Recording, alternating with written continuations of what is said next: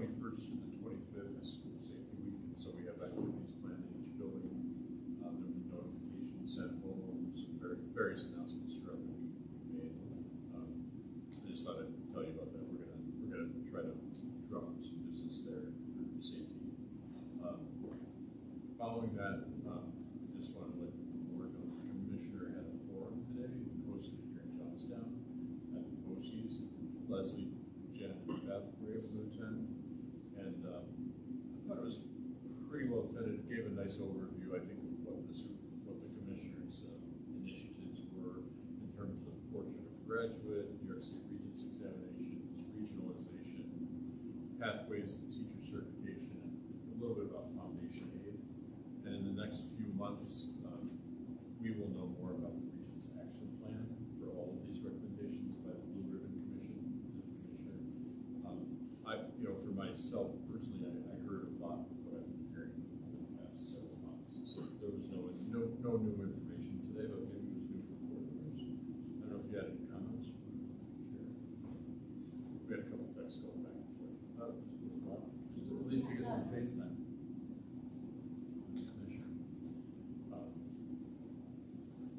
And then we also have focused on that farm to school initiative. So we have that farm to school is coming up next week.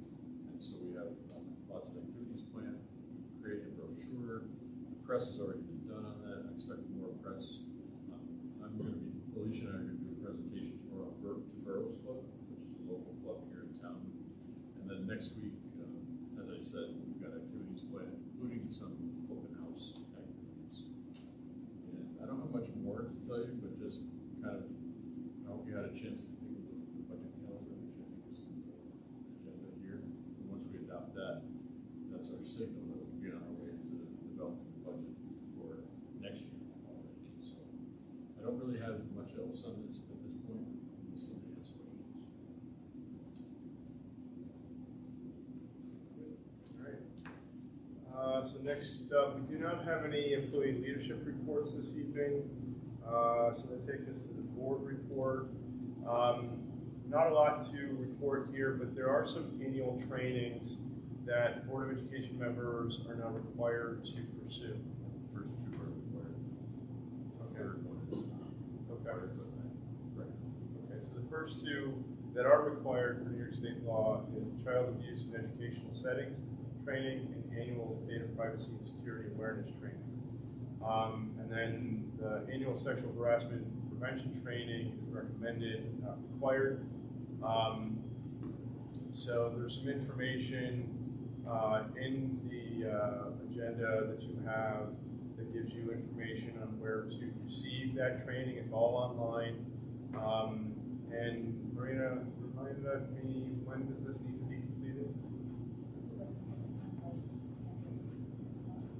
The end of November? When you sign in and when you log in, it'll tell you how many days you have left. And I believe it ends at the end of October. On mine, it's 7 days left. Okay. So you just have to Oh. All right. every training has a little bit different. Okay. So you've done them already? Yeah. Overachiever. Hey, I got the time.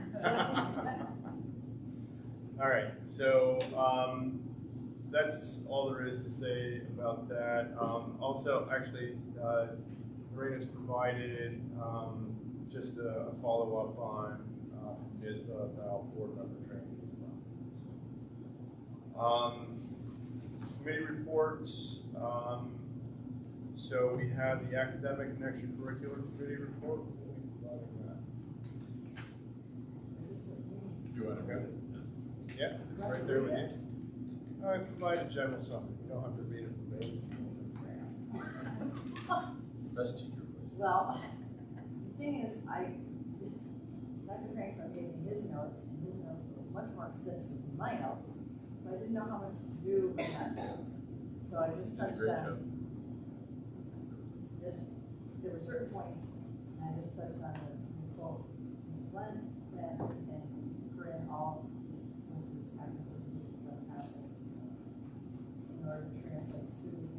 positive question, which was a concern specifically in Pleasant Avenue. Shared decision making, and we're going to be talking about cell phone ban, potential solar projects, branching lines into TSS being house data pertaining to the GJSD plan. First batch of market testing was completed. The updates were provided. Stakeholder committee review policy 8260 Title I Parent Family Engagement and made helpful suggestions. Update and delivery on special ed services. Mr. Kramer reported on student participation clubs and false sports and gave us data on what clubs and how many children. Also engagement strategies in general to engage the parents and families more. The WAC transition, discussed independent scheduling challenges for field hockey, and I guess we're going to make a plea to Woodhills to put the girls back there. I think there's a letter. Yes, there is. See it, yeah. Athletic trainer services needs were explained, but I read someplace that we have somebody who works on New York. Well, we have two contracts. One is with North of New York, and there's another contract that can, what, no, they don't have anybody for us. So we run this problem, trying to find somebody else. We've got the contracts, just nobody there to service. So we're working on another situation. Grant updates on the farm to table and the weekend program. And we also reference the budget calendar. So rewind one part of that. You said that there is going to be another, I think you said plea to the Foothills Council to bring the field hockey back into Yes. Foothills Council. Yes. Okay. There's a letter in there. Asking about that. It's in the superintendent's. Yes, I yeah. think I put it in the notes, but I had written a letter to Kyle Gann, who's the superintendent in charge. So Bobby's working over the next couple of months. Gotcha. Yeah. Okay. So next committee report would be Personnel Committee. Yes, we had a brief meeting on that same evening. We discussed retirements, especially of our 3 nurses this year, and recruitment of staff, including nurses. We discussed a little bit of the role of the committee and how it will be used in terms of discussions and meetings going forward throughout the year. We discussed a few contracts, and we were also presented with a budget calendar for 25-26. We also discussed and made recommendations for the ABCD award winners that will be presented at the board meeting in November. Our next meeting of personnel will be January 15th at 5:30 p.m. Thank you. Next, we have the Audit Budget and Finance Committee report. I'll provide that now. So we met last evening. Jill Tice, who just gave the presentation, gave us a detailed review of the audit. And as you heard, basically there were good improvements year over year from 2022 to 23. In terms of our management practices and controls, there were a few minor items that were identified worth some improvement. So Ms. Costner and Dr. Cranshaw will be preparing a corrective action plan to address these items. Also reviewed the reserve plan and reserve strategy, particularly with regard to the real property tax law limit and summary of the reserve fund balance activity. Right now, the total fund balance is down slightly year over year from 23 to 24, but all reserves are funded appropriately, and we are in a strong position to support the district moving forward. The budget calendar was just brought up as a mention, and then we had a review of bids for the medium capital project. We did get an excellent response to the bids, to the bid requests.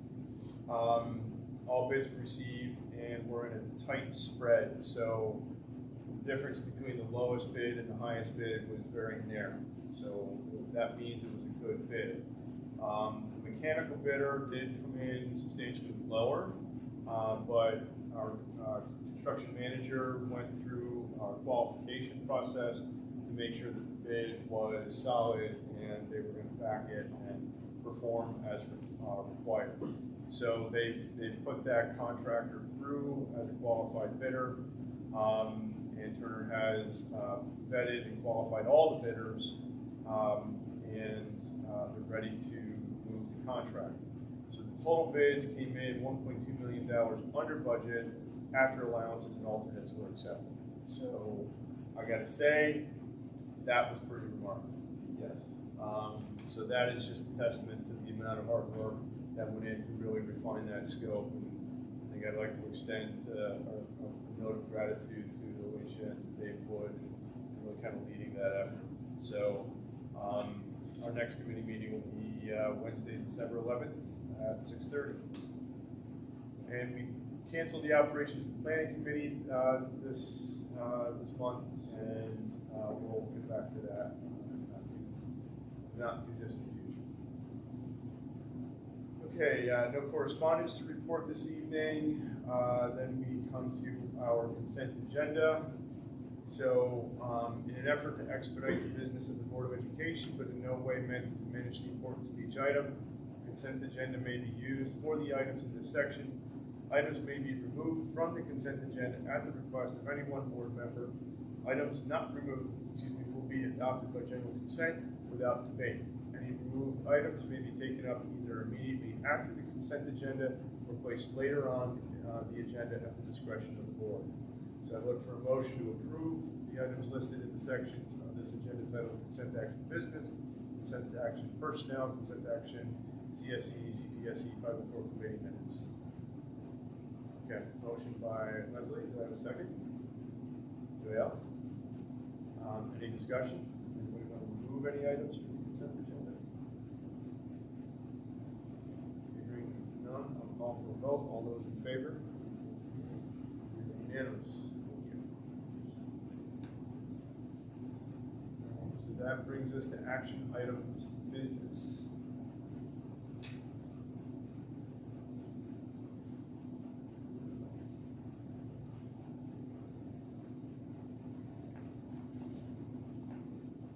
I was thinking, does anybody object if we group these?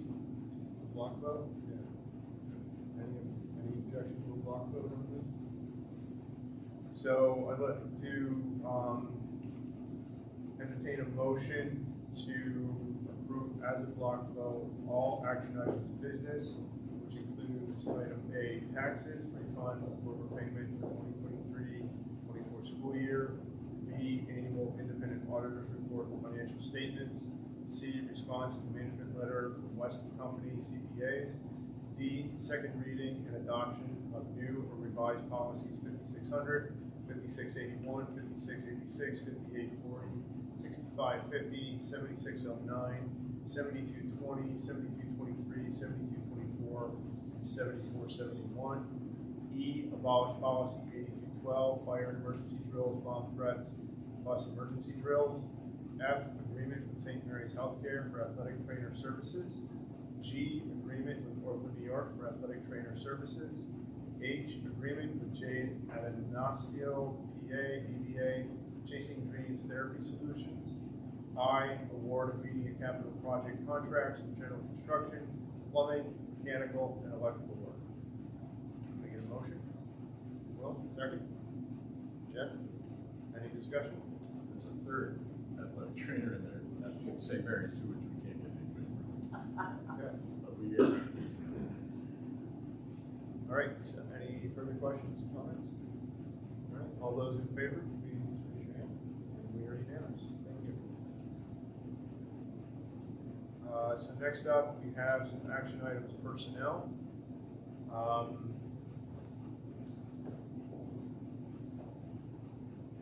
we do have some appointments, though no one here is is to receive those appointments directly. I would ask, is this another block vote opportunity? Okay. So long as it's appropriate to consider these as a block vote, I would ask for a motion to approve as a block vote action items personnel, which includes A, amend retirement date of Stephanie Ellsworth, B, retirement of Ronald Schultz, custodial worker, C, permanent appointment of Robert Henry, head custodian, D, permanent appointment of Matthew Cole, head custodian, E, permanent appointment of Jonathan Pine, head custodian, F, permanent appointment of Henry Frieder, head custodian, G, permanent appointment of Joseph Hello,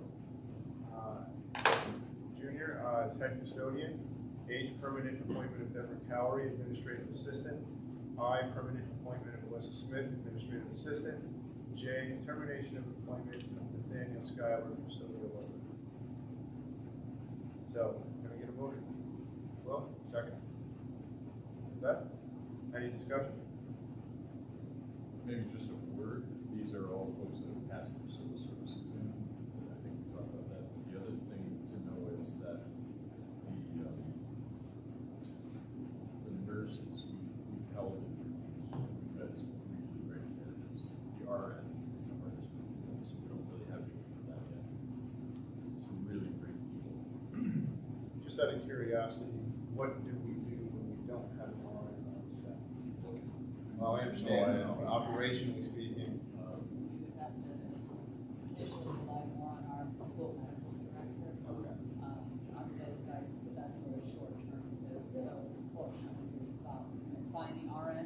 The interesting thing is that for the most part, our LPNs perform very much the same duties as the RN. So in terms of day-to-day coverage in the school nurses' offices, we're not missing out on the services provided to students. All of them provide prescribed medications to students, all of them treat illnesses and injuries, but the regulations do require us to have at least one RN in the school each year. We're working hard at it. yep. Okay, so, we have a motion, we have a second, all those in favor? Unanimous, thank you. We have a few items for board discussion. First up is the Student Ex Officio Board of Education member. So effective July 1st, 2025, all school districts that operate a high school must have at least one student board member. Sophomores, juniors, or seniors could be selected for such a position provided they attended JHS for at least 1 year prior to selection. The individual may be any one of the following: a student elected as the high school student body president, a student elected by the student body, a student selected by the high school student government, a student selected by a high school principal, a student selected by the superintendent, a student selected by a majority vote of the school board. The student member has a right to sit with the board at all meetings and hearings open to the public. Student members would not be authorized to participate in meetings or hearings that are closed to the public or executive sessions. Student members may not vote, and they may not be compensated in any way for their participation. The district may need to adopt a policy to establish selection process and address expectations for attendance, standards of conduct, and indemnification. And side note, this was working on a draft, and there are a few unresolved issues that include how to ensure legal compliance if there are no student candidates willing to serve, whether state laws that apply to voting board members are also applicable to ex officio student board members, as in required meeting attendance, standards of conduct, indemnification, and removal, and what circumstances would justify removal of a student board member after appointment. There are a couple of attachments, first being the NISBA on board article with regard to the legal questions unresolved in the legislative plan to require non-voting student board members. And there's also the NISBA Article 2, Governor signs bill requiring student board members. So there is quite clearly some political momentum behind this movement. We have talked about this sort of peripherally for the last couple of years. I think there's been part of this board in developing this role. So now would be the time to maybe start that conversation. Does anybody have any questions or statements they'd like to make about this? Or ask Dr. Crenshaw? What do you see as student throughout the whole year? I have a recommendation, which is, you can give me feedback on it, but if I were to work with Mr. Hale, could it be, I mean, based on what Mr. Hale would give in terms of feedback, would it be an officer already elected by the student government organization, or would it be best to maybe put it out to the whole student body, and bring that name to the board to in turn vote? That would be my suggestion. You could probably accomplish that here. Any thoughts on that? I think, I mean, you're considering bringing to the whole student body. No, it's just one way we I'm should sorry, do it. this is, speak up a little bit. Yeah, I know. Well, we already have elected student officials in a couple of different organizations, like National Honor Society, Student Council, yeah. Sure. So either that person, maybe the president of Student Council, would be a sure fit, or maybe you don't think so, and maybe it would be up for an election or some sort of other way. But a recommendation from you, we could work together on that recommendation. Yeah, I think so. I think we also have to understand too the involvement that what it could take before going to get Board of Education meetings. You know, they're probably involved in some of the activities as well. So we'd have to see. I guess I'm just suggesting maybe Scott and I can talk about it and then get those like requirements out there. Students see who's interested, because it does say like the superintendent could bring something forward, or the principal could. Well, I think one of the things we did talk about offline is the idea of maybe developing a board policy for this particular position that aligns with whatever regulatory infrastructure is developing around this topic. You know, having been interested in doing similar things on other bodies that would benefit from, you know, perspective and views of young people, it's not an easy lift to get students to engage in this kind of activity.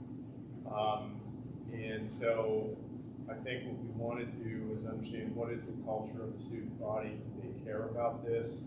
And certainly Mr. Hale would have a lot of insight in that, and I think we'd like to get a recommendation from you both as to how it I would. think going through student body is a really smart idea, or student council. Really smart idea. Policies, the policy in the end, it's the policies I've seen, they're really going to speak to the requirements of that student participant, and just kind of nail down some of the things that we have here from, which are the suggestions. These are by NISBA, right? They came from a NISBA. It's in the Those are the choices within the board, if you can narrow down, say, we're gonna use this one particular choice, not all of them. Yeah. Yeah. Okay. So, a few meetings ago, we were talking about this, and I wondered if there were other areas, school districts that already do this. And I do think Riversville has, or yeah. They do, I mean, Lorraine checked this out already. We don't have policies. They don't have a policy, they might have a student representative, Right. not a policy. Right, but I'm just thinking, you know, I had the opportunity to see one of their meetings online, and, you know, I think it was last year, but that student representative spoke really nicely and seemed like a really involved student that was perfect, you know, for that role. Of course, every year is going to be different in terms of students available, willing, you know, to serve in that sort of role. But I'd like to hear how other districts chose that person, you know, how other districts have been, you know, selecting that student, you know, and what the requirements, you know, if any, you know, have they used. Because it's true, you know, what Mr. Hale said, that student who's the president of, you know, student government might also be on 3 athletic teams and the president of 2 other things, and involved so much that they might not be able to commit the time to coming to the board meetings but, maybe it's somebody else, so I'm interested to find out, more of a wider. Another idea we were talking about too is possibly for a government class. And when you're talking about civic duties, it's a great opportunity to see who would be willing to partake in board education. So would the board like to charge Scott and me getting that information? Would you like to, when would you like to see a student represented in place? My sense is the student body isn't gonna be quite ready yet to send somebody to our table, so I think we maybe have some months here to work this out and maybe get it lined up. So I think you have elections for student government at the end of this year, before the summer. So maybe if we can get some things lined up, by May, when you start to line up those elections for student government or whatever activities you're planning for the fall, then we can roll this out as an announcement that the duties and responsibilities of this position also come with attending board meetings or being a part of this body. Give you an update. Yeah, sure. Mr. Hale, are there juniors that also take at? Yeah, so that might not work with the juniors, so we can. It'd be a senior, right? Yeah. But I think we can come up with ideas, maybe through GJSD or collaboration with Mr. Russo, Mr. Kolakowski, what that could look like. Yeah. Okay, cool. Excuse me, would it be possible if you had some recommendations as we get closer, maybe one to put this in place to invite the possible candidates to see what goes on in the board meeting, to see what something they might be interested in? I don't know if many of them have ever been to a board meeting, or to see what they might be getting involved in, and if they might say, oh gee, that's just really not for me, or, you want to pick a candidate that's going to see it through. So maybe somebody, if towards the end, as we're getting narrowing down, maybe a group of them who would be interested, they might want to talk to the board and get some feedback. Good suggestion. Work on it. Okay, thank you. So then, next up we have first reading of revised policy 7554, equal educational opportunities, which is formerly policy 8130. And we have the second reading and proposal for adoption to appear on the November 14th, 2024 agenda. So, it's not a particularly long policy, and I believe these edits come from our policy service. They do. And the most important thing to know about 7554 is that the section about pregnant students has been taken out of the unit 12 policy, which is following 7554. And then, as Dr. Frank Shaw just suggested, it's the first reading of revised policy 7150, educational services for married pregnant students, second reading and proposal for adoption to appear on the November 14th agenda. So those are there for you to review. If you have any questions now.